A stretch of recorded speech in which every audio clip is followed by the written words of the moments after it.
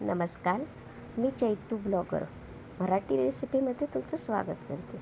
आज मी बनवणार आहे लसूण चटणी. तर त्यासाठी इथे लागणारं साहित्य आहे लसूण, जो मी आता खलबत्त्यात टाकून ओबडधोबड कुटून घेणार आहे. तर मी अशा प्रकारे हा पूर्ण लसूण कुटून घेते आहे. तर इथे माझा लसूण कुटून झालेला आहे. तर आणि हा अर्धा किलो लसूण आहे.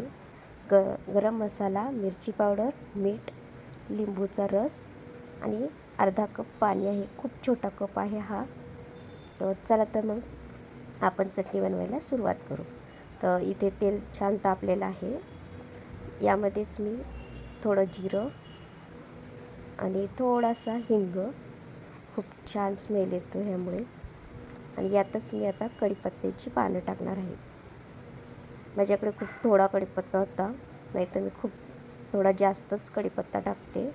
आणि यामध्ये आपण कुटून घेतलेला लसूण आणि जे मसाले घेतले होते ते सुद्धा मी आत्ताच टाकून घेते आहे. आणि हे थोडंसं पाणी. आता हे पूर्ण पाणी आटून घ्यायचं आहे. यामध्ये पाण्याचा अंश राहून द्यायचा नाही आहे, नाहीतर मग चटणी खूप दिवस राहत नाही, खराब होते ती लगेच. म्हणून छान मंद आचेवर ही चटणी आपल्याला शिजून घ्यायची आहे. आणि थोडंसं शिजून घेताना थोडंसं शिजलं की मग त्यामध्ये आपण लिंबाचा रस घालणार आहोत. तर इथे मी एक पूर्ण लिंबूचा रस घेतलेला आहे.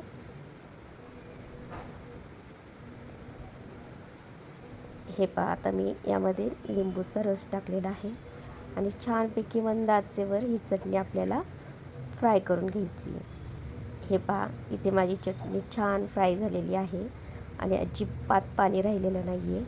खूप छान टेक्स्चर आणि कलरसुद्धा खूप छान आलेला आहे आणि चवीलासुद्धा अगदी उत्तम लागते. तर इथे आपली लसणाची चटणी तयार झालेली आहे.